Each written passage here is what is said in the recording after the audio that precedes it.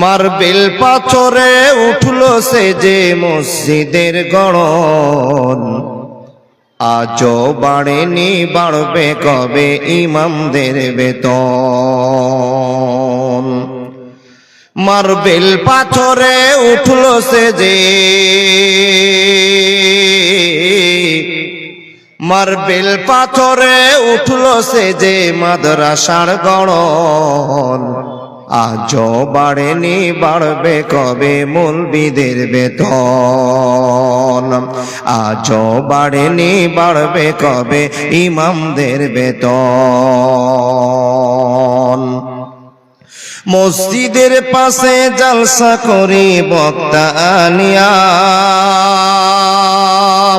ইমামকে রাখি মঞ্চের সভাপতি বানাইয়া। ওই জালসায় দেখো লক্ষ টাকার, ওই জালসায় দেখো লক্ষ টাকার কত আয়োজন, আজও বাড়েনি বাড়বে কবে ইমামদের বেতন। আজও বাড়েনি বাড়বে কবে মৌলবীদের বেতন। মার্বেল পাথরে উঠলো সে যে মসজিদের গড়ন, আজও বাড়েনি বাড়বে কবে ইমামদের বেতন। আজও বাড়েনি বাড়বে কবে আলেমের বেতন। আমি ব্যবসা করি চাকরি করি লক্ষ টাকা কামাই, রাজার হালাতে জীবন কাটায় সুখের সীমানায়। আমি চাকরি করি ব্যবসা করি লক্ষ টাকা কামাই, রাজার হালাতে জীবন কাটায় সুখের সীমানায়। তুমি যার পিছনে নামাজ পড়ো, তুমি যার পিছনে নামাজ পড়ো চলে তার কেমন, আজও বাড়েনি বাড়বে কবে ইমামদের বেতন। আজও বাড়েনি বাড়বে কবে আলেমদের বেতন। মার্বেল পাথরে উঠলো সে যে, মার্বেল পাথরে উঠলো সে যে মাদ্রাসার গড়ন, আজও বাড়েনি বাড়বে কবে আলেমদের বেতন। আজও বাড়েনি বাড়বে কবে মৌলবীদের বেতন। আমার ছেলে মেয়ে পড়ে অনেক দামি স্কুলে, 10,000 টাকা বেতন লাগে প্রতি মাস গেলে। আমার ছেলে মেয়ে পড়ে অনেক দামি স্কুলে, 10,000 টাকা বেতন লাগে প্রতি মাস গেলে। ইমামের ছেলের স্বপ্ন পূরণ, ইমামের ছেলের স্বপ্ন পূরণ হবে ভাই কেমন, আজও বাড়েনি বাড়বে কবে ইমামদের বেতন। আজও বাড়েনি বাড়বে কবে মোল্লাদের বেতন। আজও বাড়েনি বাড়বে কবে মৌলবীদের বেতন। পৃথিবীর সেরা চাকরিজীবী, পৃথিবীর সেরা চাকরিজীবী মসজিদের ইমাম। মরলে ইমাম, জন্মিলে ইমাম, বিয়েতে ইমাম। এই ইমামকে নিয়ে আমরা সবাই, এই ইমামকে নিয়ে আমরা সবাই করি না সঠিক মূল্যায়ন। আজও বাড়েনি বাড়বে কবে ইমামদের বেতন।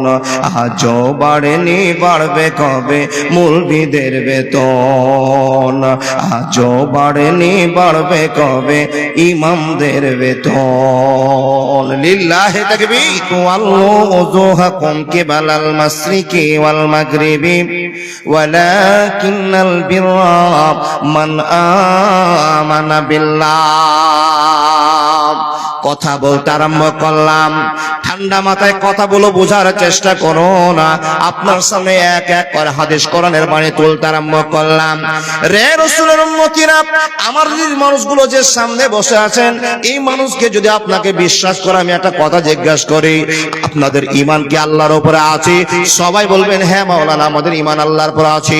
আল্লাহর ভয়ে তো নামাজ পড়ি, আল্লাহর ভয়ে তো দান করি, আল্লাহর ভয়ে তো নামাজ রোজা করে, সবই ঠিক আছে। এই ঈমানটাকে মজবুত করে দেওয়ার জন্য আরো চারটা জিনিস আপনাকে মানতে হবে। আপনি প্রশ্ন করে বলবেন মাওলানা, এক আল্লাহকে বিশ্বাস করার পর আরো চারটা জিনিসকে মানতে হবে, এটা নতুন ওয়াজ আপনি করতে আরম্ভ করেছেন। না না না, নতুন বলে কোনো জিনিস নয় বন্ধুরে আমার, আপনি বারবার শুনেছেন কিন্তু চিন্তা ভাবনার ভিতরে আপনি রাখতে পারেন না। আল্লাহর বান্দা বান্দিরা মনোযোগ দিয়ে শুনে যান। আল্লাহ তাবারাক ওয়া তাআলা বলছেন, ঈমানকে মজবুত করে দেওয়ার জন্য, একে সাইড থেকে ভালো করে বুঝে নেওয়ার জন্য আরো চারটা কাজ করতে হবে। এই চারটা কি? আল্লাহ তাবারাক ওয়া তাআলা বলছেন, ঈমানদার মানুষ তুমি শুনে নাও, যখন আল্লাহর ভয়ে তুমি ঈমান এনেছো আর আল্লাহ তোমাকে ঈমানের দাবিদার বানিয়ে দিয়েছি, তখন তোমাকে চারটা জিনিস মনে রাখতে হবে। এক নম্বর হলো আল্লাহ তাবারাক ওয়া তাআলা বলছেন, আখিরাতের প্রতি বিশ্বাস রাখতে হবে। আখিরাতের প্রতি বিশ্বাস রাখতে হবে। বলে মাওলানা, আখিরাতের ওয়াজ অনেক শুনেছি, বিশ্বাসও রেখেছি, আখিরাতের মাঠে যা যা হবে এই ঘটনাগুলো জালসাতে আমরা অনেকবার শুনেছি। বন্ধুরে আমার, সুন্দর কথা, সুন্দর প্রশ্ন। আখিরাতের গল্প আপনার শোনা আছে, তাহলে আখিরাতের প্রতি বিশ্বাস আছে? আছে না? একটাই মাথায় রাখতে হবে, আপনি ডানে যান, বামে যান, সামনে যান, পিছনে যান, সুম্মা ইলাইহি তুরজাউন, আল্লাহর কাছে ঘুরে ফিরে যেতে হবে।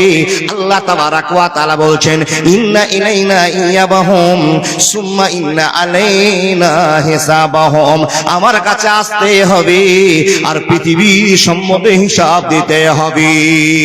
বন্ধুরে আমার, আমি আপনাকে বললাম আখিরাতের প্রতি বিশ্বাস আছে, সবাই বললেন হ্যাঁ আছে। দ্বিতীয় নম্বর কথাটা আপনাকে বলতে আরম্ভ করলাম, ইমানদার মানুষের জন্য ওয়াজ চালু করলাম।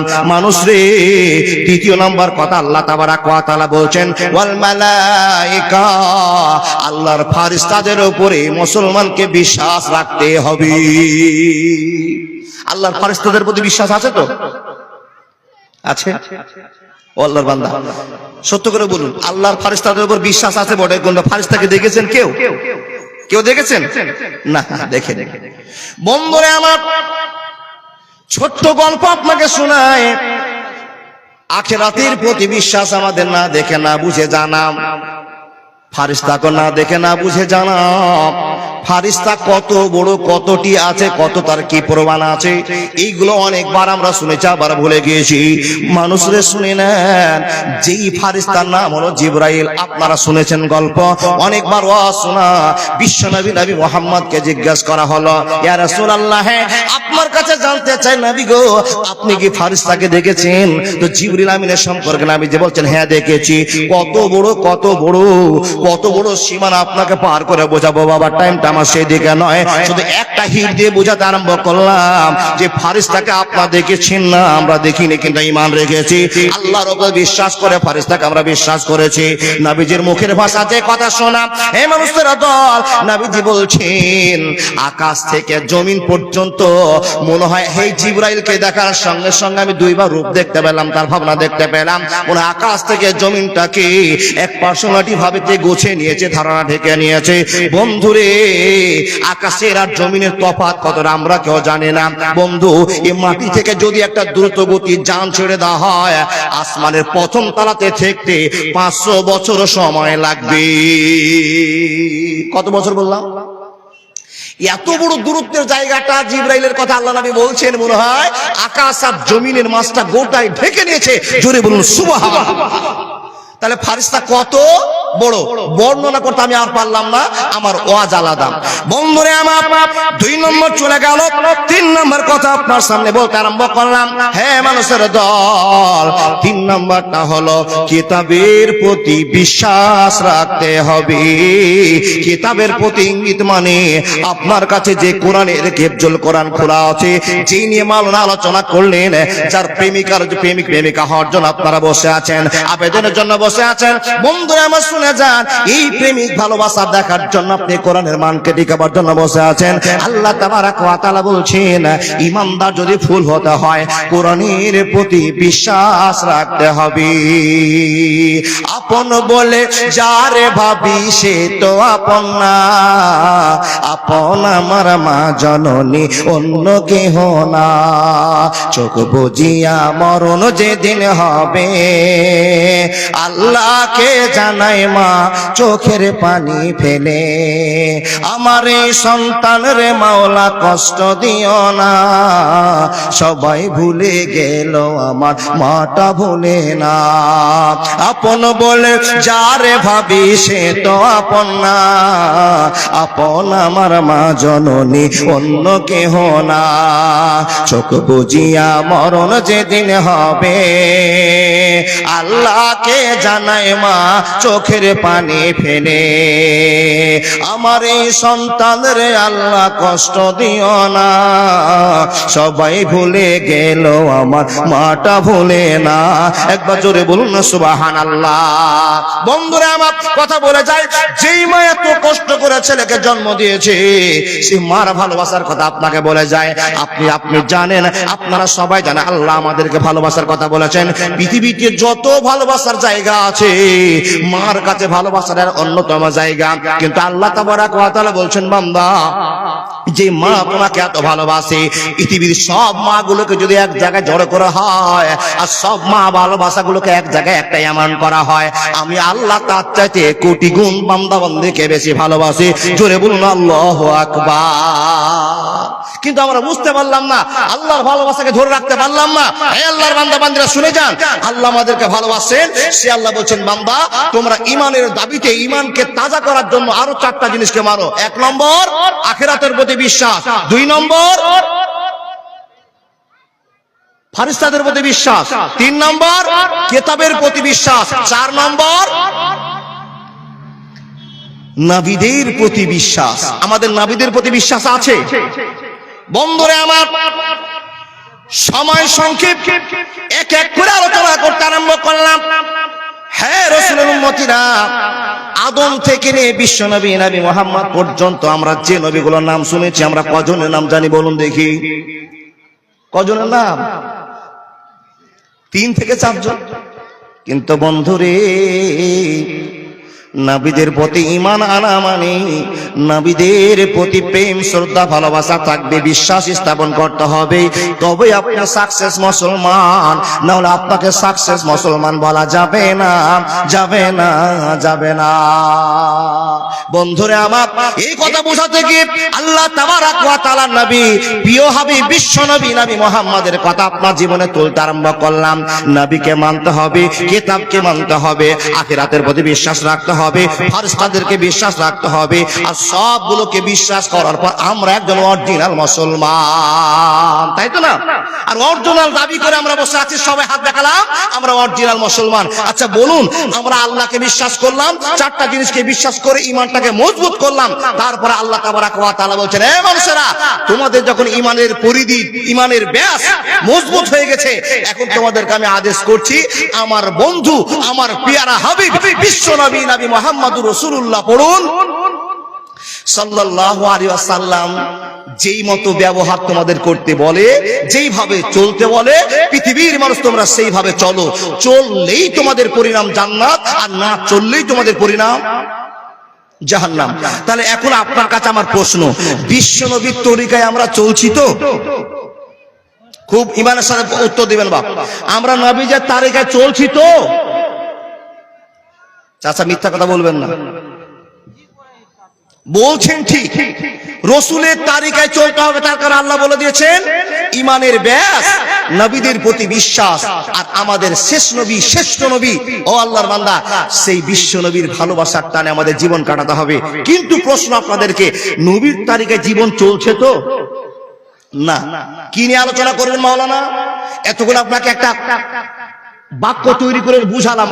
এখন যে আলোচনাটা করব সেটা হলো, নবীজি যা বলবেন যা করবেন আমরা উম্মতেরা তা করে দেখিয়ে আল্লাহ জান্নাতের বান্দা হব, নায়ক হব ইনশাআল্লাহ। জোরে বলুন ইনশাআল্লাহ।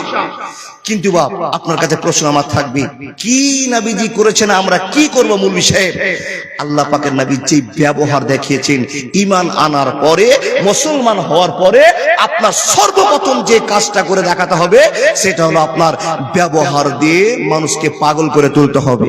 বুঝতে পারেননি? ব্যবহার দিয়ে মানুষকে পাগল করে তুলতে হবে। মাওলানা, ব্যবহার দিয়ে মানুষকে পাগল করে তুলবে এরকম তো আমাদের ওয়াজ শোনা ছিল না। দেখুন দেখুন দেখুন, তাকান। কি দিয়ে আল্লাহকে ভালোবাসা দেখাবেন? ঈমান দিয়ে। ঈমান কিসে টিকে থাকবে? আপনি শ্রেষ্ঠ ইবাদত দিয়ে। আল্লাহর বান্দা, ইবাদতের ভিতরে, পাওয়ারফুল ইবাদতগুলোর ভিতরে যা কিছু আপনি করছেন, আলহামদুলিল্লাহ, এতগুলো ইবাদত করার পর একজন মানুষ জান্নাতে যাওয়ার জন্য যথেষ্ট পরিমাণে যে প্রয়োজনটা আছে সেটা হলো আপনার ব্যবহার। আপনার ব্যবহার যদি ভালো হয় জান্নাতে নায়ক হবেন। প্রমাণ, নবীজিকে সাহাবারা প্রশ্ন করছেন, ইয়া রাসূলুল্লাহ, জান্নাতে যে মানুষগুলো যাবে তাদের ভিতরে কারা বেশি, কারা বেশি জান্নাতে যাবে? তো নবীজি বলছেন, হুসনুল খালক, যাদের ব্যবহার ভালো তারা বেশি জান্নাতের নায়ক হবে, নায়িকাও হবে। ও বাবা, এবার আপনাকে বলি, আপনার ব্যবহার সম্পর্কে এখন ওয়াজ শুরু করলাম। আপনার ব্যবহার আপনার কাছে আছে, কিন্তু চলতে ফিরতে যা দেখছি বাবা, আপনার আমার চাইতে খারাপ ব্যবহারের মানুষ আর কেউ হতে পারে না। কি করে মৌলভী সাহেব? ও বাবা, থানাতে 15 জন লোককে ধরে নিয়ে গেল। 15 জন লোককে ধরে নিয়ে গিয়ে দেখা গেল, খবর পাওয়া গেল এখানে 13 জনই মুসলমানের বেটা। কিসের জন্য ধরে নিয়ে গেছে? তো বলছে এরা গাঁজা পাচার করছিল। জোরে বলুন নাউজুবিল্লাহ। কি পাচার করছিল? আল্লাহু আকবার কাবীরা। এই আল্লাহর বান্দা, পুলিশ 10 জনকে গ্রাম থেকে হট করে উঠিয়ে চলে গেল। কি করলো গো? কাকে ধরে নিয়ে গেছে? বলে অমুকের ছেলেকে। এরা কি কাজের সঙ্গে জড়িত? বলে আর বলিয়েন না, এরা বম তৈরি করছিল। ও বাবা, নবীজি আপনাকে বম তৈরি করতে বলেছে? গাঁজার ডিলার হতে বলেছে? সুদের কারবারি হতে বলেছে? না, আপনার ব্যবসাতে পোকা লেগেছে, আপনার ঈমানে পোকা লেগেছে, আপনার ব্যবহার খারাপ হয়ে গেছে।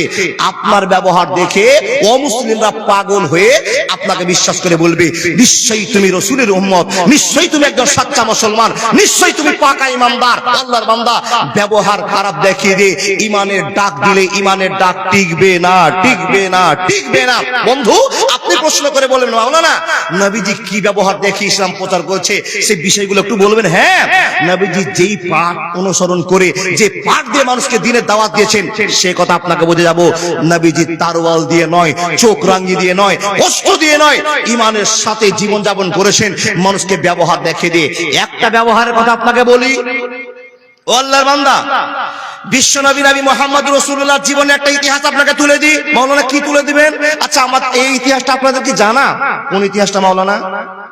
যেটা হলো, কাবা শরীফ যখন দ্বিতীয়বার নতুন করে তৈরি করা হলো, সেই দিন কিন্তু ঘর থেকে হাজরে আসওয়াদ পাথরটাকে বের করে রাখা হয়েছিল। এই খবরটা আপনারা জানেন?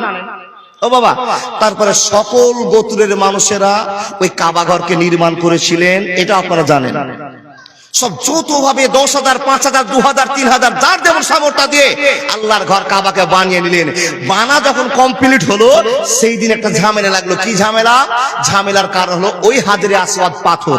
এই হাজরে আসওয়াদ পাথর চিনেন বুঝেন? জি, ওকার বোঝাতে হবে না।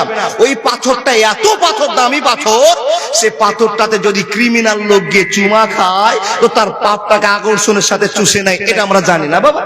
তাহলে এই পাথরটা দামি না কম দাম? দামি না কম দাম? অবশ্যই দামি। এই পাথরটাকে নিয়ে শুরু হলো ঝামেলা। বন্ধুরে আমার, শুনে যান, পাথর মসজিদ থেকে বেরিয়ে গিয়েছে, মসজিদ আবার নতুন তৈরি হয়ে গিয়েছে, আল্লাহর ঘর নির্মাণ হয়ে গিয়েছে। সমস্যা হলো 4 দলের মানুষের আতুল কালাম চালু করে দিল, মারপিট চালু করে দিল, ঝগড়া চালু করে দিল। কি জন্য চালু করলো? এরা বলছে আমাদের বংশের দাম বেশি, তাই তো আমরা এই পাথরটাকে যেখানে ছিল সেখানে রাখবো। আমাদের কর্মক্ষমতা বেশি আছে, আমাদের বংশের লোক দান বেশি করেছে, অতএব আমরা এই জায়গাতে পাথরটা আমরা রাখবো। অন্য দল বাধা দিয়ে বলছে, ও লোকেরা, আমরা তো দান কম করিনি, অতএব এই পাথরটা আমরা রাখবো। এরকম করে ঈমানের দাবিতে নিজের দাবি পেশ করতে আরম্ভ করলাম। বন্ধুরে, এমন ঝামেলা লাগলো, মারামারি, গন্ডগোল, বিদ্রোহ চালু হয়ে যাবে। এমন তো সমাতে কোন মানুষের মুখ থেকে একটা প্রস্তাব বেরিয়ে আসলো, ও মানুষেরা, এত সুন্দর করে কাবা ঘর বানার পর, এত সুন্দর করে মসজিদ বানার পর গুলাগুলি করে মরা যাবে না, যাবে না, যাবে না। আরবে নয়, নয় মিশরে, ইরাক ইরান নয়, নয় ভারতে, সারা পৃথিবীর মাটিতে নবী তোর আইন চলে। যেতে হবে খালি হাতে আল্লাহ তোর দরবারে। একবার জোরে বলুন না সুবহানাল্লাহ। দেখেন বংশতে বংশতে ঝামেলা, গুলি করাকরি হবে, ঝামেলা লেগে গেল। এমন তো সময় কারো মুখ থেকে একটা প্রচার বেরিয়ে আসলো কি জানেন? ও ভাইরা, এই পাথরটা নিয়ে তোমাদের যে ঝামেলা মতভেদ, এই পাথরটাকে সেই বংশের লোক যথাস্থানে রাখতে পারবে, কাবাতে ঢুকাতে পারবে, যেই লোকের ভিতর থেকে, যেই বংশের ভিতর থেকে একজন লোক সর্বপ্রথম মসজিদে ফজরের পরে দেখা দিবে। সুবহানাল্লাহ বলুন। ভিতর ভিতর দেখেন দেখেন দেখেন বন্ধুরে আমার, আলোচনা হয়ে গেল কাবা শরীফে যে প্রথম ঢুকবে সেই পাথরটাকে রাখার অনুমতি পাবে। বারবার ওয়াজটা আপনার শোনা, কিন্তু আপনাকে এখানে একটা কথা বোঝাবো, নবীর কত দাম, কত মান, কত ব্যবহার সুন্দর। আল্লাহ তাবারাকা ওয়া তাআলা বলছেন, ওয়া ইন্নাকা লাআলা খুলুকিন আযীম। নবী হে, আপনাকে যে ব্যবহারটা দান করা হলো, আপনাকে যে রহমতটা দেওয়া হলো, আপনাকে যে বংশমর্যাদাটা দেওয়া হলো, আপনার ব্যবহারটাকে যত নরম করা দেওয়া হলো, এ নবী শুনে নাও, গোটা পৃথিবীতে যত মানুষ আছে আপনার ব্যবহারকে মেনে শেষ করতে পারবে না। এমন মহব্বত আপনার অন্তরে আছে, এমন ব্যবহার আপনার ভেতরে আছে।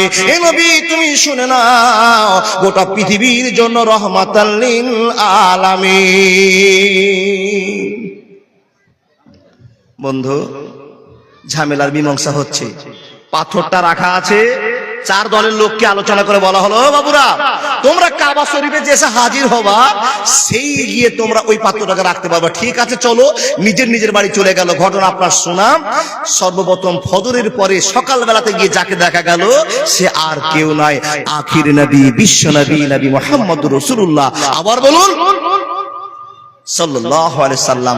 নবী মুহাম্মদকে ঘরে দেখেই, মসজিদে দেখেই চার বংশের লোকেরা উৎফুল্ল মনে বলল, হাজাল আমিন। এই যে আমরা চেয়েছিলাম, এটাই চেয়েছিলাম, এটাই বুঝতে চেয়েছিলাম, যেই লোকটা যোগ্য প্রমাণ আছে, যোগ্যতা আছে, সেই লোকটাকে আল্লাহ হাজির করে দিয়েছে। ও গাড়িওয়ালা ভাই, তুমি যে, ওর আরো হুব লেগেছে, এটা গোলমাল আছে মনে হয়।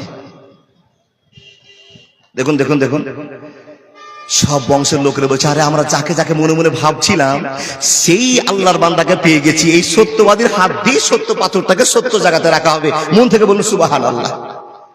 বন্ধুরে আমার, সকালবেলা হাজির হয়েছে নবী মুহাম্মদ। এবার আপনারা বিচার করে বলুন তো, পাথর রাখবে কে? বিশ্বনবী, তাই না? বন্ধুরে আমার, এখন বিশ্বনবী পাথরটাকে নিয়ে গিয়ে যথাস্থানে রাখবে, আর পৃথিবীর যত হাজি সাহেবেরা আসবে ওই পাথরকে চুমা খেতে ঢুকবে আর চলে যাবে। বলুন তো কত বড় সম্মান, কত বড় দাম, কত বড় মান। এত বড় সম্মানের মানুষটা কেমন করে নিজেকে বিচার করে দেখালেন, কেমন করে ব্যবহার দিয়ে গোটা পৃথিবীকে সাবধানতা দেখিয়েছেন, কেমন করে গোটা পৃথিবীকে ভালোবাসা দেখে জয় করে দিয়েছেন। বন্ধুরে, এই পাথরখানা রাখা আছে, বিশ্বনবীকে অর্ডার দেওয়া হলো, এ নবী মুহাম্মদ আপনি আর দেরি করবেন না, এত দামি পাথরটাকে আপনি নিজের হাতে তুলেন, আর নেওয়ার পর আপনি যে জায়গাতে রাখার জায়গা সে আপনি রেখে দেন।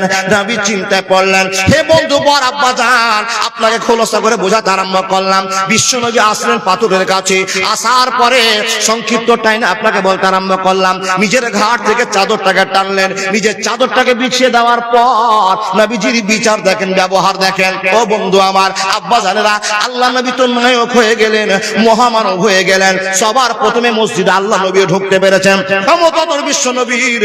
কিন্তু নবীজির ব্যবহারটা একবার আপনাকে ফলো করতে হবে। মানুষ রে এমনিতে নায়ক হয়নি, এমনিতে মহামানব হয়নি, আল্লাহর দয়া কত, ভালোবাসা কত।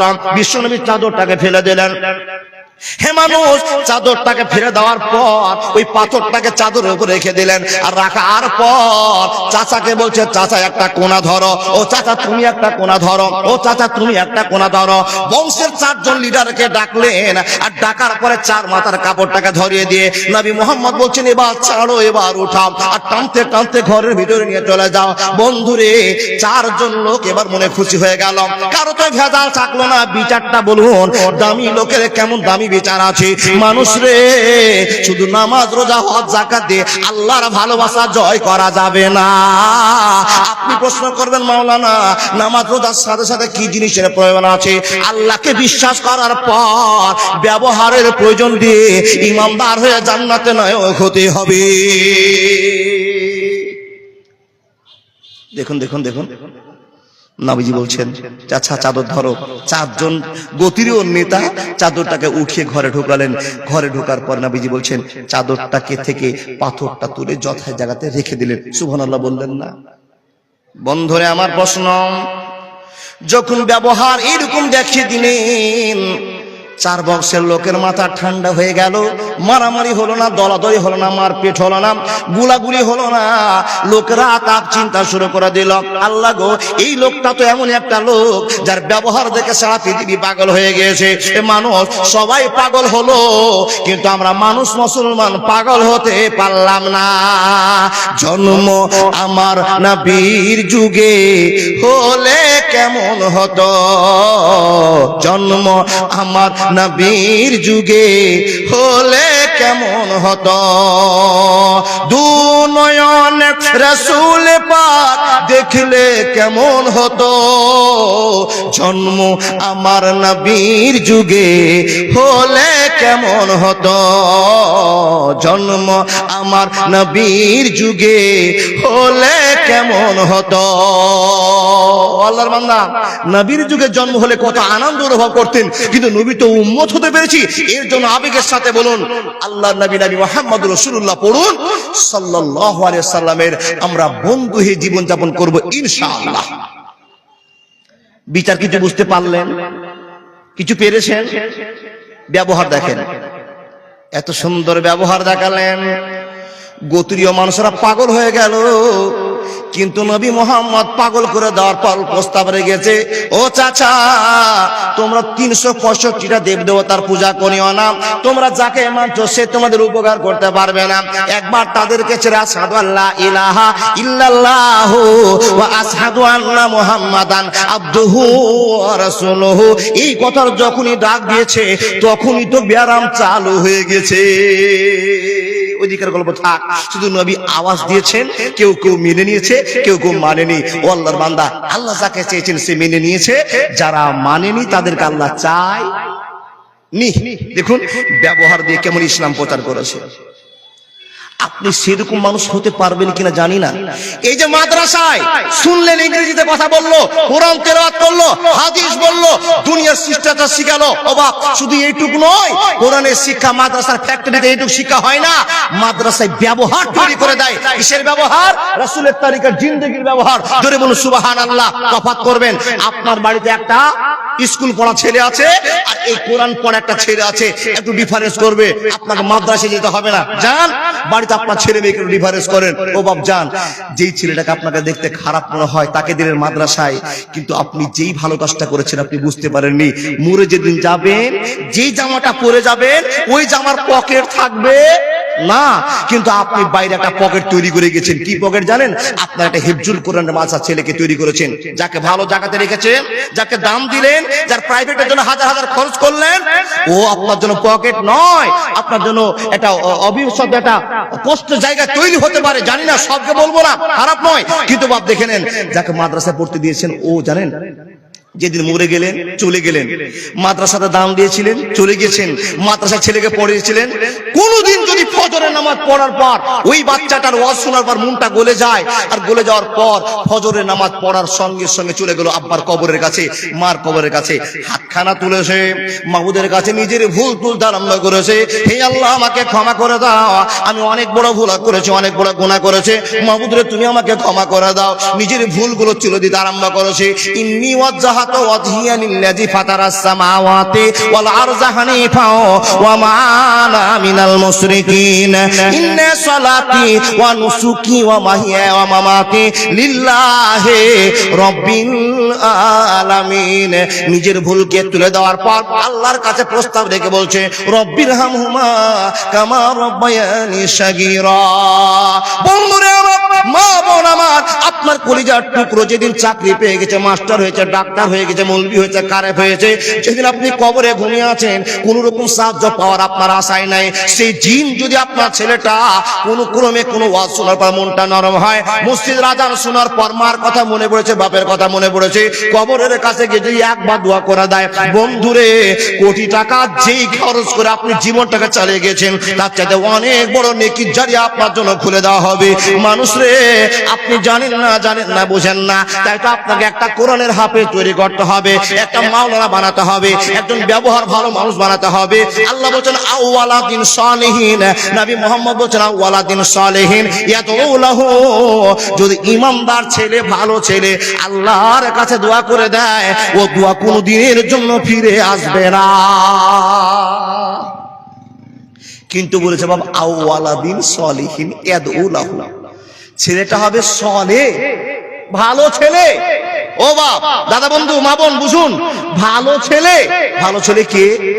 যার ব্যবহার ভালো, আল্লাহর সঙ্গে বন্ধুত্ব রাখে ভালো, তাকে ভালো ছেলে বলা হয়। যা জানি আমরা, যার ভিতরে কেলেম নাই, ওই ছেলে যদি আল্লাহর কাছে দোয়া করে, বাপ মার কবরের উজ্জ্বল ভবিষ্যৎ প্রজন্মের খবর পাওয়া যাবে। ও আল্লাহর বান্দা, একটা কথা আপনাকে বললাম, তাহলে ভালো ছেলের প্রয়োজন আছে। মাদ্রাসায় শুধু কোরআন, হাদিস, বাংলা, ইংরেজি অক্ষর পড়া হয় না, এর ভিতরে ব্যবহারও শিক্ষা দেওয়া হয়। কি ব্যবহার?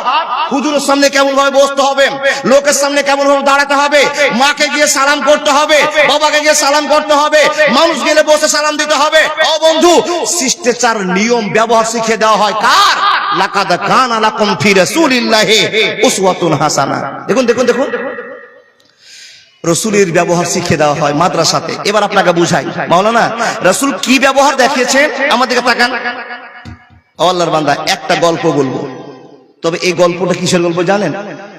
কোন তারিখ থেকে নয়, একবার হাদিস থেকে আপনাকে গল্পটা বলছি। দেখুন, বিশ্বনবী নবী মুহাম্মদুর রাসূলুল্লাহ পড়ুন সাল্লাল্লাহু আলাইহি সাল্লাম। ওয়াজ শুনে যান মন ভরে। নবী মুহাম্মদ বলছেন, এ ভালোবাসার মানুষেরা, তোমরা ব্যবহার আল্লাহর ভালোবাসাকে টিকিয়ে রাখো। আমরা উম্মত ব্যবহার জানি না, নবীজির ব্যবহার আপনার কেরেমটা মিটার চেষ্টা করছি।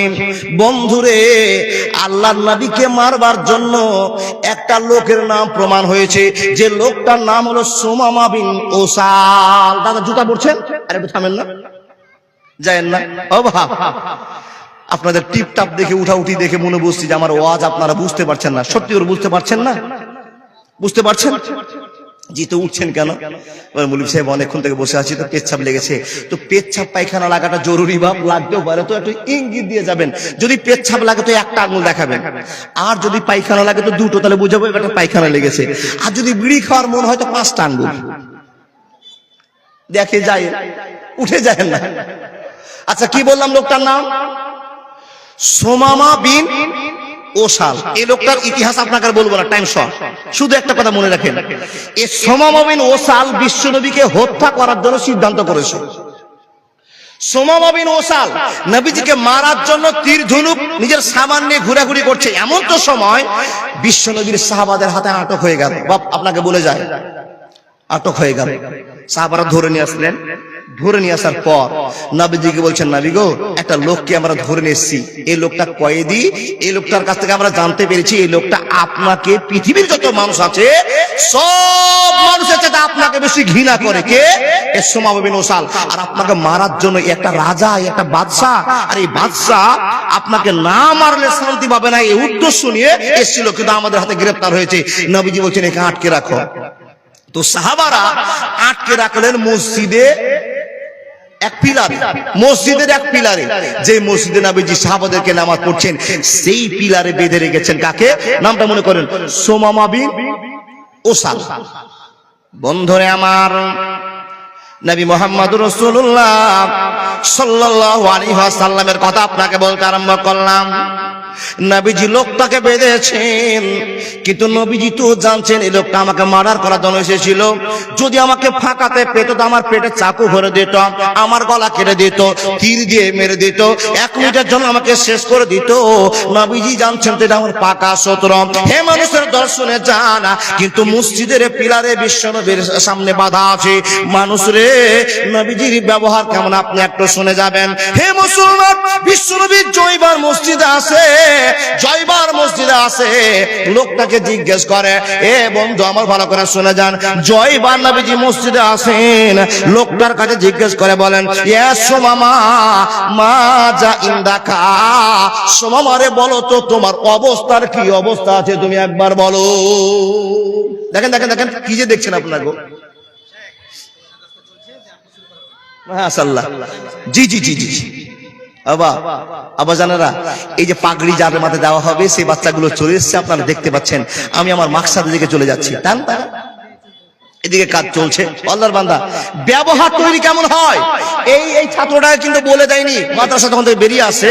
জি জি জি, এই বাচ্চাটাকে কিন্তু বলে দেওয়া হয়নি যে তোমার মাথায় পাগড়ি বাঁধবো তো তুমি গিয়েই বক্তাকে সালাম দেবে, এটা বলা হয়নি। আদবই বলছে, ও বাবা নবীজি শিষ্টাচারই শিখিয়ে দিচ্ছে, মানুষকে দেখলে সালাম দিতে হবে। এই ছেলেটা তাই করেছে। দেখুন, যারা দেখেননি, কার ছেলে জানি না, এত সুন্দর পাগড়ি মাথায় হবে। আর সে 12 বছর, 8 বছর, 7 বছর, 6 বছর কোরআনকে মুখস্থ করেছে। কত? 3,23,215টি অক্ষর মাথায় ঢুকে আছে। এই আজকে সেই আলেমদের হাত দিয়ে তার সম্মানের সহিত বিদায় করা হচ্ছে। কি ব্যবহার শিখেছে আপনাকে বলে যায়। বন্ধুরা আমার শুনে যান, ওই দিকে তাকান আর নবীজির হাদিস খানা মনোযোগ দিয়ে শুনে যান। নবীজি বলছেন, ও সুমামা বিন ওসালা, তুমি তো আমার মার্ডারের আসামি, তুমি তোমাকে খুন করার জন্য এসেছিলে। কিন্তু সুমামা বলো তো, আমি তোমাকে প্রশ্ন করছি, এখন তোমার অবস্থা সম্পর্কে তুমি আমাকে জানাও। বন্ধুরা আমার, আল্লাহর নবীর এই ভাষা শুনে যে লোকটাকে খুঁটিতে বাঁধা আছে, কয়েদি হিসাবে, আসামি হিসাবে বাঁধানো আছে, সে লোকটা অবাক হয়ে গেল। আরে যেই লোকটাকে মারার জন্য আমি চাকু নিয়ে এসেছি, আর সেই লোকটা এসে আমাকে জিজ্ঞেস করছে তুমি কেমন আছো। বন্ধুরে, কত দামি কথা, আপনি আমি কেমন মুসলমান পরিচয় দিয়েছি। এই আল্লাহর বান্দা মনোযোগ দিয়ে কথাগুলো শোনার চেষ্টা করুন। আল্লাহর নবী বলছেন, এ সুমামা তুমি কেমন আছো তুমি বলো। তখন যেই লোকটা বাঁধানো আছে, আসামিটা, আল্লাহ তাআলা নবীকে বলতে আরম্ভ করছেন, নবী গো, আপনি একটা মানুষ আর আমি একটা কয়েদি, আমি একটা জেলখানার আসামি। আপনাকে মারার জন্য আমি সিদ্ধান্ত করেছিলাম। ইয়া রাসূলুল্লাহ, আমি যে অবস্থা আছি ভালো আছি, কিন্তু আপনার কাছে আমার প্রশ্ন হলো। লোকটা বলছেন, ওয়া ইন তাকতুল জাদামিন, নবী গো, আপনার কাছে আমার প্রশ্ন, আমি আপনাকে মারার জন্য এসেছিলাম। এখন আপনি তো আমাকে ধরতে পেরে গিয়েছেন, আমাকে খুঁটিতে বেঁধে রেখেছেন। এখন আপনি যদি চান তো আপনি আমাকে মার্ডার করে দিয়ে আমার কেসাস নিতে পারেন, বদলা নিতে পারেন, কোনো অসুবিধা হবে না, হবে না, হবে না। আল্লাহর বান্দা, নবীজি বলছেন, কোন কথা না বলে লোকটাকে যখনই প্রশ্ন করেছে, এ বাবু তুমি বলো কেমন আছো, আসামিকে জিজ্ঞেস করছেন কেমন আছে, তখন লোকটা বলছেন, হুজুর আপনি যদি চান তো আমাকে মেরে দিতে পারেন, কোনো ভেজাল নাই। তারপর দ্বিতীয়বার বলছেন, ওয়া ইন তুমিন আলা সাকিরিন, নবী গো, আপনার কাছে আমার দ্বিতীয় প্রশ্ন, আপনি যদি আমাকে দয়া করে ছেড়ে দেন, ভালোবাসার সাথে ছেড়ে দেন, তো আপনি একটা মহৎ কাজ করবেন। আপনি একটা আসামিকে ছেড়ে দিয়েছেন, অথচ আপনি একজন দাগী ক্রিমিনাল, আপনি আমাকে ছেড়ে দিতে পারেন। 3 নম্বর প্রশ্নটার উত্তর দিয়ে এটা লোকটা বলতে আরম্ভ করেছেন, ইয়া রাসূলুল্লাহ, ওয়া ইন কুনতা তুরিদুল মাল। মাশাআল্লাহ, এটা হলো না, ঠিকঠাক হলো না। এটাকে দেখিয়ে তো কাজ হবে গো, এটাকে দেখিয়ে তো কাজ হবে। থাকুক ওই, হ্যাঁ চলে আসছি, হ্যাঁ আমার পরে দেবেন। বস বাবু বস, একটা চা দেন তো, চা রাখি দেন, আপনার বসেন। ও আল্লাহর বান্দা, আগে দেখুন ব্যবহারটা, এই ছোট্ট বাচ্চাটা। সেলিম ভাই তাড়াতাড়ি করো, হ্যাঁ দেখেন দেখেন দেখেন, নবীজি বলছেন, ও আসামি কেমন আছো। তো বলছে, হুজুর আপনি যদি আমাকে ছেড়ে দেন তাও ছাড়তে পারেন, মারলে মেরে দিতেও পারেন। যদি বলেন যে মারবো না, ছেড়েও দিব না, তারা আমি যেতে পারবো, এরকম শক্তি আছে। আমি একজন বড় ভালো মানুষ এবং আমার কাছে মালের শেষ নাই। দেখেন বুঝার জন্য বলছি, বন্ধুরা আমার শুনে যান। আল্লাহ নবী একদিন পার করে দিলেন, 2 দিনের বেলায় যখন আবার নামাজ পড়তে গিয়েছেন, আবার লোকটাকে জিজ্ঞেস করছেন, ইয়া সুমামা, বলো তো বন্ধুরে তুমি কেমন আছো? লোকটা আবার বলছেন, নবী মুহাম্মদ আপনাকে আমার ঘুরিয়ে কথা বলা, যদি আপনি এখন চান তো আপনি আমাকে পিস পিস করে টুকরো টুকরো করে মেরে ফেলতে পারেন, কেটে দিতে পারেন, অসুবিধা হওয়ার কথা নাই গো নবী। নবী মুহাম্মদ সেটা যদি আপনি না করেন তো আমার উপর দয়া করে আমার বাঁধন খুলে আপনি আমাকে ছেড়ে দিতেও পারেন। নবী মুহাম্মদুর রাসূলুল্লাহকে আবার লোকটা বলছেন, নবী গো আপনি যদি আমার কাছে টাকা চান তো আমি রাজা মানুষ, বাদশা মানুষ, আমার টাকা পয়সা অনেক আছে, জরিমানা মোটা অঙ্কের দিয়ে আপনার কাছ থেকে ছুটে চলে যাব, কোনোই অসুবিধা হবে না। Golden Madina oh my sweet Madina, I cannot forget you, dear Medina. I cannot forget you, dear Medina. Cannot forget, could not forget, dear Medina. Cannot forget, could not forget, dear Medina. I cannot forget you. আমরা করলাম মনোযোগ দিয়ে কথাগুলো শোনার চেষ্টা করুন। নবীজি 2 দিন পার করে দিলেন, একই উত্তর দিলেন, একই উত্তর পেলেন। 3 দিনের দিন বিশ্বনবী বলছেন, ইয়া সুমামা, তোমার কাছে আমার প্রশ্ন হলো, তুমি বলো তো কেমন আছো, কেমন আছো? 3 দিনেও নবী প্রশ্ন করে বলছেন কেমন আছো। এবার আসামি আবার নবীকে উত্তর দিয়ে বলছেন, নবী গো আমি তো একজন মার্ডারের আসামি, আপনাকে মার্ডার করার জন্য এসেছিলাম। নবী গো আপনি মেরেও ফেলতে পারেন, আমাকে দয়া করে ছেড়ে দিতেও পারেন। শুধু তাই নয়, আপনি যদি 5 লাখ টাকা চান তো আমি 5 লাখ টাকা দিয়ে আপনার কাছ থেকে ছুটে যেতে পারবো, এমন শক্তি আছে। আপনি যা করবেন তা করেন।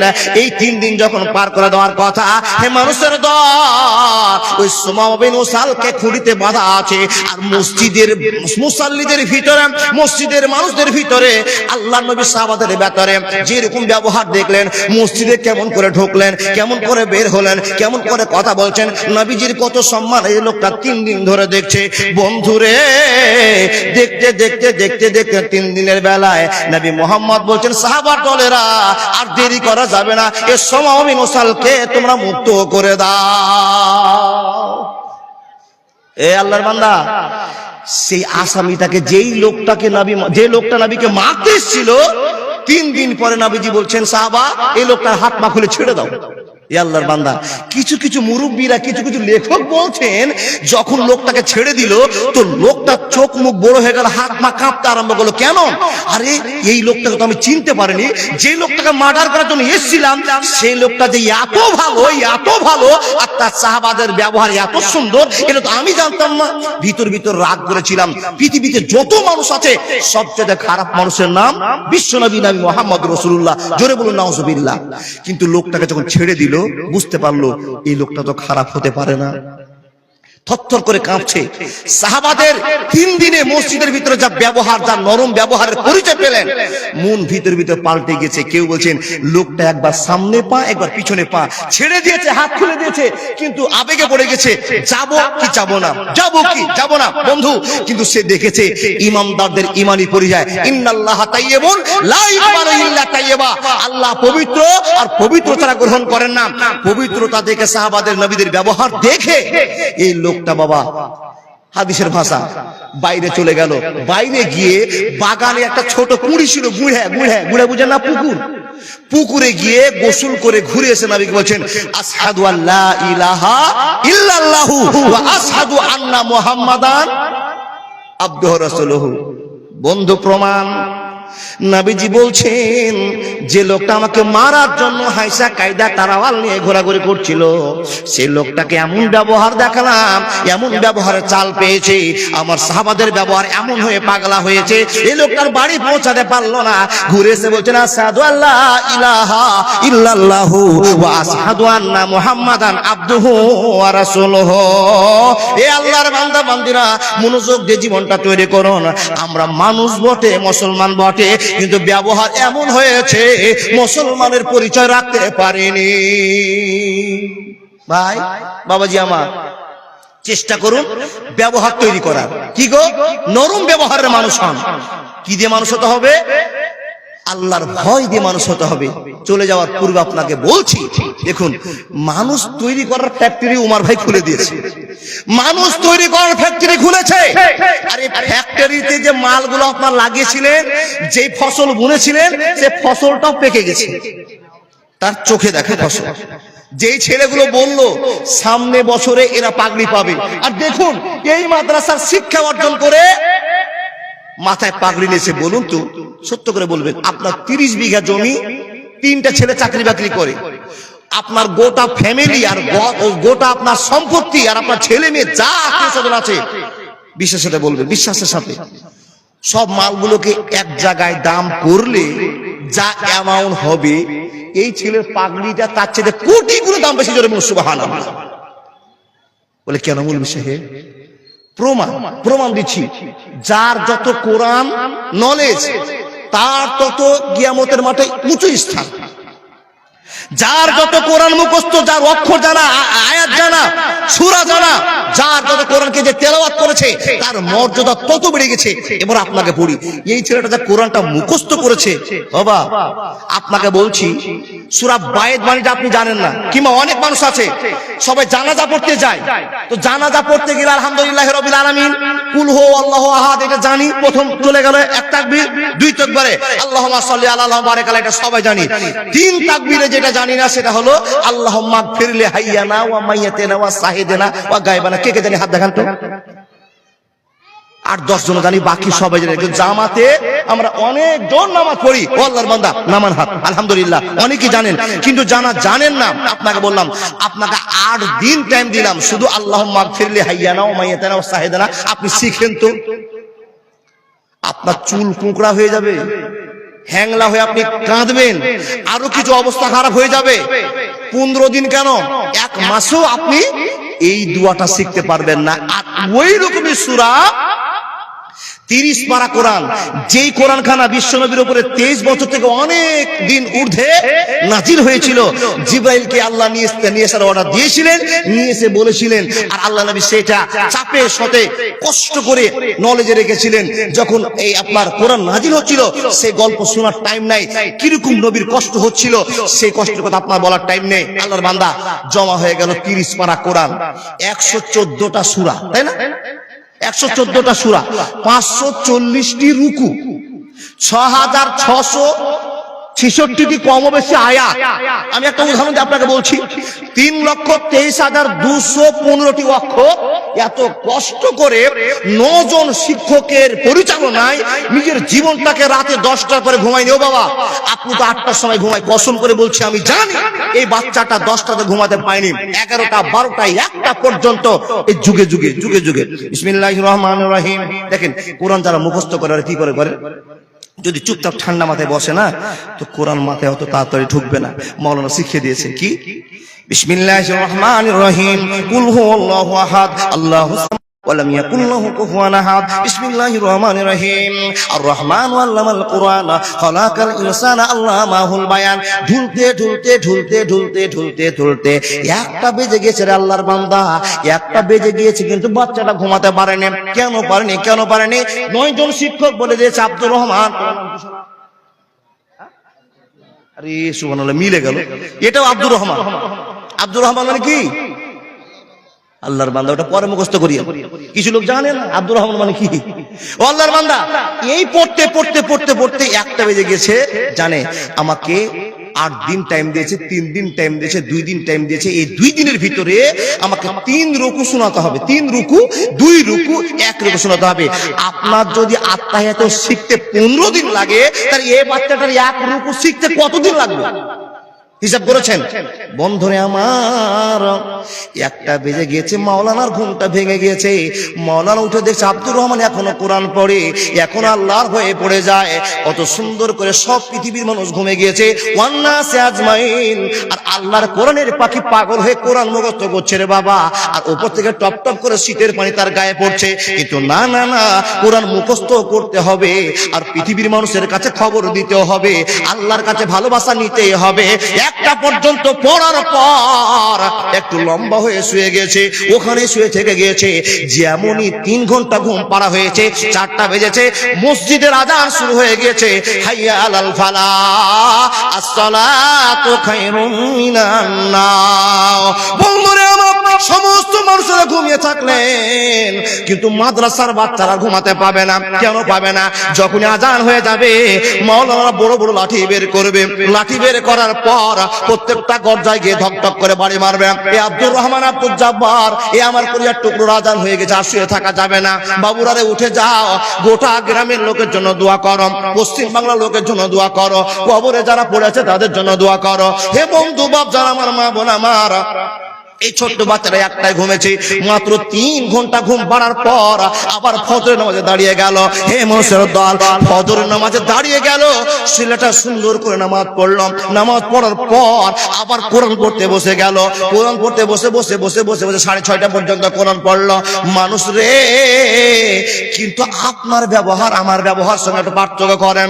আপনার বাড়িতে 5টার সময়তে 3-4 রকমের মিষ্টি নিয়ে আসা হয়, মুড়ির ব্যবস্থা করা হয়, চানাচুরের ব্যবস্থা করা হয়, ভালো কোম্পানির চা দিয়ে আপনি প্রত্যেকদিন সকালে ছেলে মেয়ে কিনে আপনি চা খান। কিন্তু মাদ্রাসার কলিজার টুকরা চা পাই না রে আল্লাহ বান্দারা। কত কষ্ট করে ফজরের ঠান্ডা কুয়াতে পানিতে উজু করলো, আর উজু করার পর এই ছোট বাচ্চাটা চার জন্য ছটফট করতে, কিন্তু চা পাওয়া যাবে না। 7টা 7:30 না বাজলে তোমাকে কোনো মুখস্থ করতে দেওয়া হবে না। এই বন্ধু আমার, আব্বা জান আমার, এত কষ্ট করে করে করে করে আজ কোরআনের জাল তৈরি করেছে, কোরআনের হাফেজ হয়ে গিয়েছে। মানুষের এই পৃথিবীতে যত মানুষ আছে, সবচেয়ে দামি মানুষের নাম হলো কোরআনের হাফেজ। বন্ধু আমার সাইকুল হাদিস সাহেব, মাদানী সাহেব বললেন, মূল্য কত, দাম কত, এই দামকে টিকে রাখার জন্য আমরা চেষ্টা করব। এই ছেলে যা শিখেছে তার মা বাবার কাজে লেগেছে, এই ছেলে যা শিখেছে শিক্ষক শিক্ষিকার কাজে লেগেছে, এই যা ছেলে শিখেছে আমরা যারা এই মাদ্রাসায় 5 টাকা দিয়ে সাহায্য করব, আমাদের কাজে লাগবে। কি করলাম তাহলে? একটা কোরআনের ফাঁকে তৈরি করতে গিয়ে আমরা 3 শ্রেণীর মানুষ, মানে পৃথিবীর সকল মানুষ উপকৃত হয়ে গেল। আর সেই ছেলেটা আজকে সম্মান পেতে চলেছে। এই সম্মানটা সবার দেওয়া সম্ভব নয়। 1000টা ছেলে মাদ্রাসায় ভর্তি হয়, মুলবি হব, কিন্তু মুলবি ঘুরে দেখেন 3টাই হয়েছে। 1000টা ছেলে মাদ্রাসায় পড়ে, হেফজুল কোরআন পড়ছে, দেখেন সবাই পালিয়ে গেল, নিজে নিজে কর্ম শুরু করে দিল। 2-4টা ছেলে হাফেজ হয়। আল্লাহ যাকে চাইবে সেই হাফেজ হবে। আল্লাহ ছেলেকে চেয়েছে, তাই তো একটা হাফেজ হয়েছে।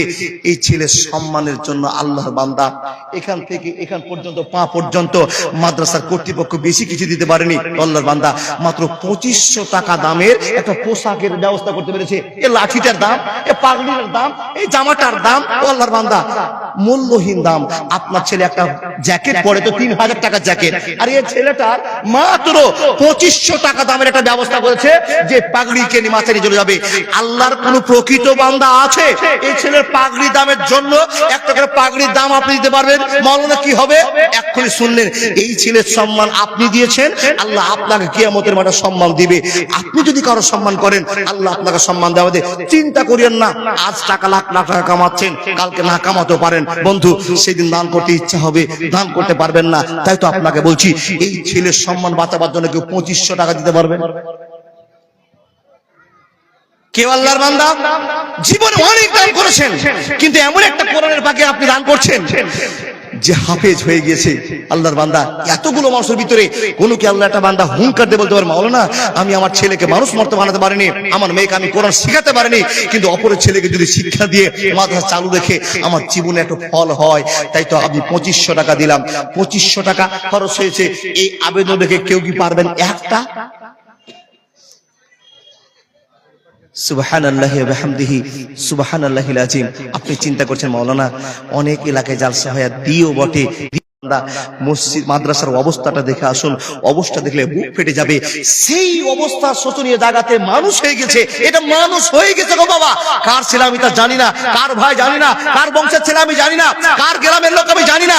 অন্তত যেদিন আপনি মরবেন, এই হাফেজ সাহেবকে খোঁজ করে বলবে, হাফেজ সাহেব আমরা তো মৌলভী সাহেবেরা অনেক বড় বড় ডিগ্রি নিয়ে আছি, কিন্তু আমরা কোরআন শুদ্ধ করে পড়তে পারি না। হাফেজ সাহেব তুমি যাও, এই ছোট্ট ছেলেটাকে সামনে দিবে, আর বড় বড় সাইকুল হাদিসের পিছনে থাকবে। আব্বাজান পারবেন না 2500 টাকা দিতে? কোন মা বোন আছেন 2 মাসের লক্ষ্মীর ভান্ডার টাকা দিয়ে দেন? দাদা বন্ধু জীবনে কি করেছেন? আল্লাহকে খুশি করার জন্য দান করুন। এই আছেন, এই থাকবেন না, এই আছেন, এই থাকবেন না। টাকা আপনার পরিবারের জন্য শেষ করে দিলেন, কিন্তু আখিরাতের জন্য কি তৈরি করেছেন? ভাই কে দিয়েছে এটা? কে কে? নয়াটোলার একজন আল্লাহর বান্দি, একজন মহিলা 500 টাকা দান করেছে। আমি একজনকে দেখতে চেয়েছিলাম, মাওলানা আমি একটা দেব। আচ্ছা 2500 টাকা যদি না হয়, পাগড়ি থেকে পা পর্যন্ত জুতা টুতা সবই দিয়েছে, ধরে নেন 2000 টাকা। বেশি আমি ছেড়ে দিলাম 2000 টাকা। আল্লাহর একজন বান্দা কেলারা থেকে মতিবুর রহমান 500 টাকা দিয়েছে। বাপজান চিন্তা করছেন এই 500 টাকা বের করব, আর বের করলে বক্তার হাতে চলে যাবে, আমার পকেট শূন্য হয়ে যাবে। কিন্তু না গো, আল্লাহ বলছে বান্দা এটাই কষ্ট, তোমরা যখন আমাকে না দেখে বিশ্বাস করে নিয়েছো, তখন তোমরা একটা 500 টাকা নোট বের করে আমার নামে দাও, আমি আল্লাহ দুনিয়া আখিরাত দুটো ক্লিয়ার করে দিব। মাশাআল্লাহ। বাদির উদ্দিন সাহেব 500 টাকার বাকি, আর 500 টাকা নগদ। আমার ভাই দাঁড়িয়ে আছে আমার সাইডে, আমি তাজ্জব করে রেখেছি, ওর পরিচয়টা আপনার সামনে এক্ষুনি দেওয়া হবে। আল্লাহর বান্দা বড় আবেগ লাগছে গো। আপনি বলছেন মাওলানা এত টাকা দিতে পারবো না। আচ্ছা এই মাদ্রাসাকে চালিয়ে রাখার জন্য কি ভাই তুমি? জানি আলম সাহেব 500 টাকা দিয়েছে, আলহামদুলিল্লাহ রাব্বিল আলামিন। এটা জানি আলম, মাশাআল্লাহ। জানি আলম ভাই এই বাচ্চাটার জন্য অন্তত 2000 টাকা দাও ভাই, দুইবারে দিও ভাই। জানি আলম দুইবারে দাও ভাই, একটা সম্মান রক্ষা হোক। জানি আলম এই আব্দুর রহমানের ছেলের সঙ্গে একটু বন্ধুত্ব হোক, কোরআনের সঙ্গে বন্ধুত্ব রাখো, জীবনে কারোর সঙ্গে নাই ভাই। রাজি হলা? লিল্লাহি তাকবীর। জানি আলম আল্লাহর একজন বান্দা। বলে মাওলানা আপনি তো জোর করে নিলেন। ও বাপ, এটা জোর নয় গো। এই ছেলের টাকার তো মায়া সবার আছে না? টাকার জন্য ইঁদুর মরে, টাকার জন্য ইঁদুর মরে যায়। ও বাপ, টাকা ইনকাম করতে কষ্ট আছে, আর এই কষ্টের টাকাটাই আল্লাহ দেখতে চেয়েছে বান্দা তুমি আমাকে কষ্ট করে বের করে দিতে পারছো কিনা, এটা দেখার আমার। 500 না, এখানে দিয়েছে 500 টাকা দিয়েছে, আর 1500 টাকা বাকি, এখনই দিয়ে দিবা। মাশাআল্লাহ, জাযাকাল্লাহ রাব্বুল আলামিন। কেউ 500 করে দান করেছে আল্লাহ, তার ভিতরে জানি আলম একটা ছেলে হাফেজের দাম বাড়িয়ে দিয়েছে আল্লাহ। 2000 টাকা দিয়ে একটা ভালোবাসা কিনতে পেরেছে আল্লাহ। জানি না তার ছেলে মেয়ে হয়েছে কিনা, যদি হয় তুমি তাকে একটা ছেলের বাপ বানিয়ে দাও, যোগ্য হাফেজার বাপ মা বানিয়ে দাও, যোগ্য হাফেজার বাপ মা বানিয়ে দাও। আল্লাহ মসজিদের প্রেম জাগিয়ে দাও, অসুখ বিসুখকে আল্লাহ দূরে সরিয়ে দাও। হে রব্বুল আলামিন, তোমার কোরআন সত্য, তোমার নবী সত্য, আমার আদন আল্লাহ সত্য, তাই তো তোমাকে মানার পরে এত টাকা আমরা দান করে পারে। হে আল্লাহ কবুল করে নাও। আল্লাহুম্মা সাল্লি আলাইহি, আল্লাহুম্মা বারিক আলাইহি। পারবেন না জানি আলমের মতো কোন ভাই দাদা 1000 করে অন্তত দেন। মাওলানা আমি সব দিতে পারবো না, আমি জুব্বাটা দাম দিতে পারবো। মারিয়া থেকে আনিকুল ইসলাম 1000 টাকা। দাদা বন্ধু একটা জুব্বার দাম দেন, যে জুব্বা বিশ্ব নবীর পোশাক ছিল, আর সেই পোশাক দাদা একটা জুব্বা দাম দেওয়া যাবে না? জোর করবেন আপনাকে, মন হলে দেন, নাহলে দিয়েন না। কি না ইদ্রিস আলী 500 টাকা দিয়েছে, আলহামদুলিল্লাহ। দেন 500 করে দেন। ও দাদা আপনার কাছে আমার বড় আবেদন, দেখুন সময় নিয়ে কি করে দেন। আপনি বলছেন দান করবো, মৌলভী সাহেব দান করবে সিদ্ধান্ত করেছেন, কিন্তু মরে যে যাবেন এ খবর জানে না। আলহামদুলিল্লাহ রাব্বিল আলামিন। জানি আলম আল্লাহ তোমার বান্দা দিয়ে দিয়েছে, আল্লাহ তুমি কবুল করে নাও। আল্লাহ ফুল করে পূরণ করে দিয়েছে, আল্লাহ তুমি কবুল করে নাও। যুবক ছেলেকে আল্লাহ কবুল করে নাও। আলহামদুলিল্লাহ রাব্বিল আলামিন। ওয়া আকিবাতুল মুত্তাকিন ওয়াস সালাতু আলা রাসূলি মুহাম্মদ ওয়া আলিহি ওয়া আসহাবিহি আজমাইন। আমিন সুম্মা আমিন। জি ভাই বাবাজি আমার, আপনারা 500 100 200 করে পারবেন? দেখেন আপনারা বলছেন মৌলভী সাহেব মাদ্রাসে পড়ে লাভ নাই। জি কেন লাভ নাই? যে দুনিয়াতে ওই লুঙ্গি পরা লোক হবে, ওই পাঞ্জাবি ওয়ালা লোক হবে, ওই ভান্ডার হাতে করে নিয়ে চাওয়া লোক হবে। আপনাকে বলে যায় এখন বর্তমানে মৌলভীর চাইতে হাফেজের চাইতে বড় দামি মানুষ আর কেউ নাই। দেখেন হিসাব করে, দেখেন আপনি হিসাব করে। পূর্ণিয়া থেকে আল্লাহর একজন বান্দা নূর বক্ত, মাশাআল্লাহ দেখুন কত দূর থেকে মুসলমান ছুটেছে, 500 টাকা দিয়ে গেল। আর আমরা চিন্তা ভাবনা করছি দিব কি দিব না, দিব কি দিব না। আল্লাহর বান্দা আমরা আল্লাহকে ভালোবাসি, তাই আমাদের লেভেলটা স্ট্যান্ডার্ড হবে না, ট্রাই বুট পরা ছেলে হবে না। এইরকম যে পোশাকটা উঠে গেল, এ বাপ এই ছেলে কোনোদিন ফুল প্যান্ট পরে ঢাকনুর নিচে পায়ে নিচে নামিয়ে দিয়ে শয়তানি করে ঘুরতে পারবে না। কোরআনের ভয় আছে, আল্লাহর ভয় আছে। মাশাআল্লাহ এই মাদ্রাসার ছাত্র একজন দুলা ভাই এসেছিল জালসা শুনতে, সেই দুলা ভাই 1000 টাকা দান দিয়েছে। আল্লাহর বান্দা এই ছোট্ট ছেলেগুলোকে সম্মান দেন, এই এলোমেলো হয়ে ঘুরে বেড়াচ্ছে, এই ছেলেগুলোই একদিন আপনার জামা পড়বে, জানাজা পড়বে, এই ছেলে আপনার ছেলের কানে গিয়ে আজান দিবে, এই ছেলে আপনাকে কোরআন শিক্ষা দিবে, এই ছেলে আপনাকে মসজিদে ইমামতি করে জীবন কাটাবে। আপনাকে মনে রাখতে হবে। তাই তো আমাকে বলতে হয় যে এই ছোট্ট ছেলেগুলো দেখতে খারাপ লাগে। হ্যাঁ যতগুলো মানুষ বসে আছেন এই চাদরটা ঘুরাতে হবে, দিবেন। আর আপনাকে বলে যায় এই ছোট্ট মাদ্রাসার বাচ্চারা যাচ্ছে, এদেরকে ঘুরিয়ে দিবেন না, বড় জুব্বা পরে আছে, বড় লুঙ্গি পরে আছে। আল্লাহর বান্দা, আপনার কাছে স্ট্যান্ডার্ড মনে হয় না, কিন্তু স্ট্যান্ডার্ডকে প্রাধান্য না দিয়ে এই লুঙ্গি পরাকে প্রাধান্য দেন। এই জন্য তো আমাকে বলতে হয়, লুঙ্গি পরে বিদেশ আছে লোকে বলে বাংলাদেশি। শুনেননি? লুঙ্গি পরে বিদেশ আছে লোকে বলে বাংলাদেশি, গরমের জ্বালায় প্যান্ট পরতে পারি না।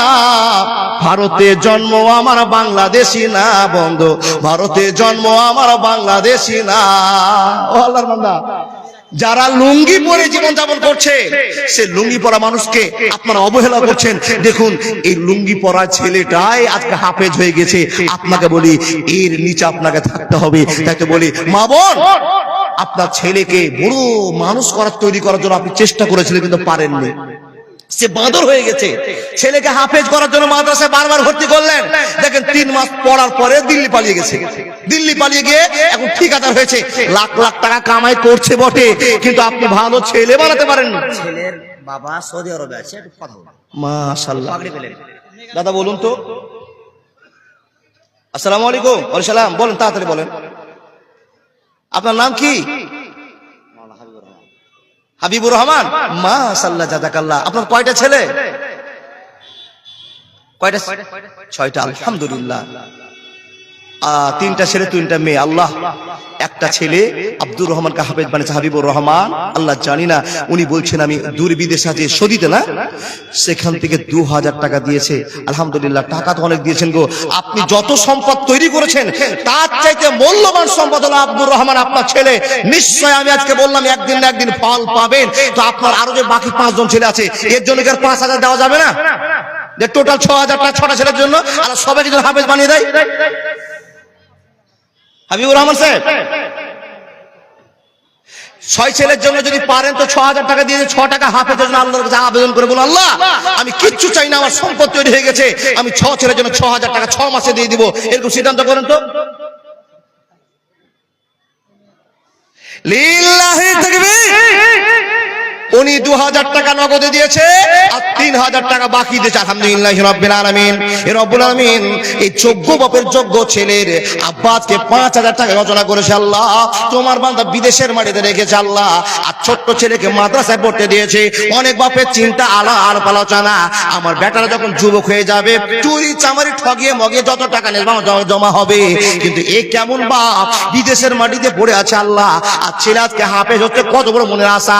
হে রব্বুল আলামিন, তার সংসারে বরকত দাও, কামাইতে বরকত দাও, জীবনটা ধন্য করে দাও। হে আল্লাহ, জানি না এই লোকটাকে দেখলে আজকে তার গলায় মিলে বলতাম, আল্লাহ আপনার কত কপাল ভালো করেছে যে আপনার মতো একটা লোকের মাধ্যমে একটা ছেলে তৈরি হয়েছে।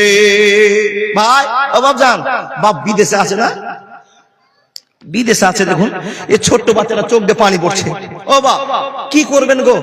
এই ছেলেদের জন্য, মানুষের মতো মানুষ করার জন্য এই ছেলেগুলো কি করেছে জানেন? মানুষের মতো মানুষ করার জন্য এই ছেলেগুলোকে রেখে বাপ বিদেশে আছে।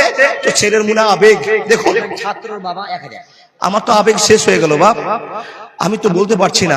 একজন ছাত্র 1000 টাকা দিয়েছে, বাপের কথা শুনে ফোনের আওয়াজে ছেলের চোখে পানি পড়ছে। ও বাপ, চিন্তা করছে যে আমার বাপ বিদেশে, আর আমি আজকে পাগড়ি পাচ্ছি। আমার আব্বা যদি টাকাওয়ালা হতো, আমার সামনে বসে থাকতো না। বন্ধু, কি ইতিহাস দেখলাম চোখে, কি ইতিহাস বলবো আপনার কাছে ভাই, বড় দুঃখ লেগে গেল। সবার তো আবেগ, বাপ সামনে থাকবে, ছেলে বড় পুরস্কার পাবে, সব বাপের মার অন্তরটা জুড়িয়ে যায়। কিন্তু এরকম বাপ কি সবাই হতে পারে? পারে ভাই? না। বাপের কথা শুনে ডুকরে ডুকরে কাঁদছে। আল্লাহ, আজকের এই চোখের পানির দাম, যতটি মানুষ আমরা বসে এসছি, যারা বসে আছি, যারা দান করছি, এই ছোট্ট ছেলের চোখের দাম তুমি দিও আল্লাহ। আমাদের সকলের গুনাহ তুমি মাফ করে দাও, বলো আল্লাহুম্মা আমিন। ভাই সকল, এই ছোট্ট বাচ্চার চোখের পানি আল্লাহর কাছে এত দামি, এত দামি। আপনাকে বলি, এই ছেলেটা এখনো মার্ডার করেনি, চুরি করেনি, জেনা করেনি, কারো জমি দখল করে নিনি। এরকম নিষ্পাপ একটা ছেলে আল্লাহর ভয়ে কাঁদছে, বাপের মহব্বতে কাঁদছে। এই দুঃখ থাকা জায়গা নাই গো বাবা। তারপর আপনাকে বলেছিলাম, জীবনে যা করেছেন করেছেন, 1000 করে এই ছোট বাচ্চাদের জন্য একটু ব্যবস্থা করুন। 500 টাকা করে দেন। চাদর চলে গেছেন, দেখেন কত কষ্ট করে তার বাপ যে পড়িয়েছে। এই ছেলেটা যদি ইনকাম করতে যায় তো 300 টাকা দিন পাবে। বাপ বলেছে বেটা 300 করে কামাইতে হবে না, তুমি মাদ্রাসায় পড়ে থাকো, তুমি হাফেজ হও। মা কষ্ট করেছে, নিজে করে ধান নিয়ে মিলে গেছে, নিজে জমিতে সার দিতে গিয়েছে, মা বাপ কষ্ট করেছে, কিন্তু ছেলেকে মাদ্রাসায় রেখেছে। বন্ধু আপনি তৈরি হন আল্লাহর জন্য। বাবু কান্দিও না, আল্লাহ আছে, তোমাকে বড় হাফেজ, বড় মাওলানা হাফেজ বক্তা বানাক আল্লাহ কবুল করে নেন। আব্বা জান আমি একটু দুর্বল হয়ে যাচ্ছি, আপনার কাছে বলছি 500 করে 200 করে আপনারা পারবেন দিতে? বাকিতে লেখা বলো না, আমি এখন দিতে পারবো না, 500 টাকা দিচ্ছি। অন্ত্র গ্রামের মন্ডল সাহেব আল্লাহর বান্দা আব্দুল রাকিব আব্দুল গফুর সাহেব 1000 টাকা দিয়েছে। আলহামদুলিল্লাহি রাব্বিল আলামিন ওয়াল আকিবাতুল লিল মুত্তাকিন ওয়াস সালাতু আলা রাসূলি মুহাম্মদ ওয়া আলিহি ওয়া সাহবিহি আজমাইন। আয় আল্লাহ, এখানে যতগুলো মানুষ বসে আছে আল্লাহ, আজকের হাফেজকে তুমি কবুল করে নাও।